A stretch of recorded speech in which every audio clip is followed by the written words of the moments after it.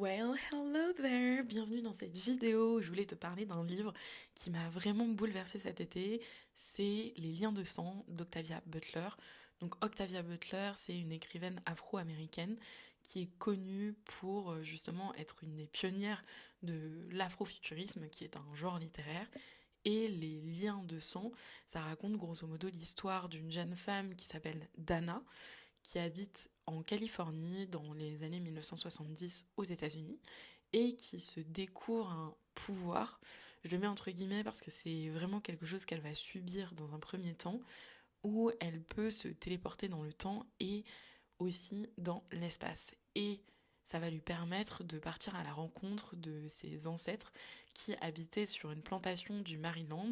Et au fur et à mesure du récit, en fait, elle découvre la vie sur place avec eux, avec elle, et un peu quelles étaient les différentes implications de l'esclavage dans leur vie quotidienne et même sur la manière dont ils et elles se projettent ou non dans l'avenir. Et ce que je voulais te partager aujourd'hui, c'était 3 éléments qui m'avaient vraiment marqué dans ma lecture et qui, je pense, pourraient aussi t'intéresser. Mais avant d'aller plus loin, laisse-moi me présenter. Moi, c'est Apolline, j'ai créé une newsletter qui s'appelle La Piscine sur Substack, à la croisée entre la quête identitaire et l'impact socio-environnemental.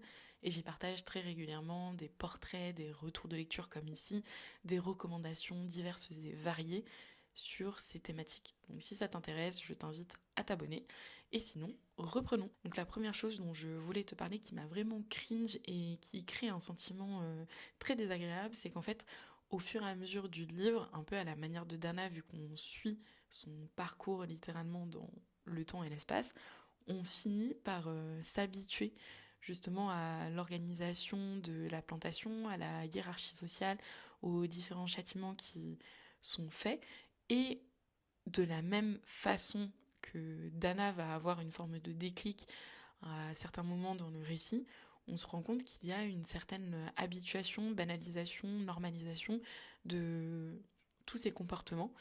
Et ça nous interroge justement sur notre capacité à rentrer dans un certain cadre social et à s'y tenir sans vraiment le questionner comme on l'aurait fait auparavant, puisque les États-Unis desquels arrive Dana n'ont rien à voir en termes de droits sociaux avec ceux dans lesquels elle arrive. La deuxième chose dont je voulais te parler, c'est que Dana, au bout d'un moment, va voyager dans le temps avec un buddy qui n'est autre que son mari, et on découvre grâce à lui comment une personne blanche pourrait percevoir ce système d'époque et la manière dont lui va interagir et s'intégrer ou non dans cet écosystème. Et j'ai vraiment trouvé ce ressort narratif super malin parce que ça permet de vraiment mettre encore plus en avant les différences sociales entre les États-Unis d'avant et entre guillemets d'aujourd'hui, même si on n'est plus à l'époque d'Octavia Butler, et comment justement on peut construire une certaine posture sociale dans cet environnement, que ce soit du côté des esclaves comme Dana ou au contraire du côté des maîtres et maîtresses, je fais des guillemets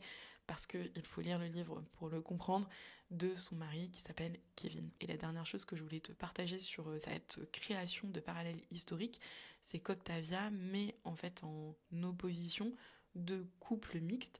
On a celui de Dana et de son mari, et un autre qu'on découvre au fur et à mesure du récit qui se crée. Et pareil, on peut voir comment les dynamiques de pouvoir vont entrer dans ces cellules plus intimes et la manière dont chacune va dealer avec ça et comment, d'une période à une autre, ce couple a une signification différente et même un rapport au choix et au consentement qui diffère. C'est super intéressant et c'est aussi très perturbant de se retrouver à faire des allers-retours dans le temps et de se voir comparer ces différents progrès ou non sociaux, d'autant plus qu'aujourd'hui on le lit avec une autre lecture que dans les années 70 au moment où ça a été écrit.